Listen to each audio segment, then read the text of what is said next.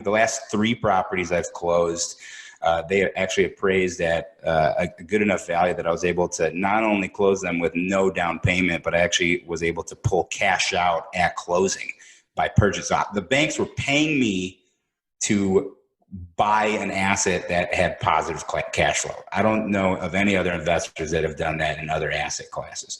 So I wanted to dig deep and see why was that the case. And when you start digging into the data, I looked at Intech Solutions, which is a aggregator. I looked at Wells Fargo Securities, and what we found was self-storage had a much lower default rate compared to any other asset class. So let's just use January of 18 is the most recent data I have. Self-storage, their loans on average across everyone surveyed were defaulting at a rate of about 0.04%. Multifamily in the same stretch was defaulting at a rate of 1.83%. So that's a huge order of magnitude difference.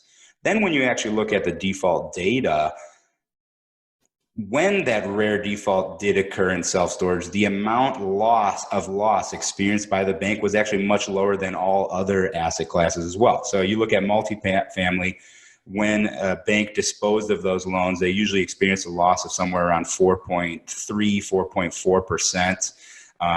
Self-storage, the loss per default was at 1.5% range. Again, 3 times lower than that of multifamily. So then I started to see why banks were giving me such great leverage is because they use self-storage to offset the riskier loans they're giving. Specifically, banks that were doing new construction loans and single family fix and flip loans, they loved our product.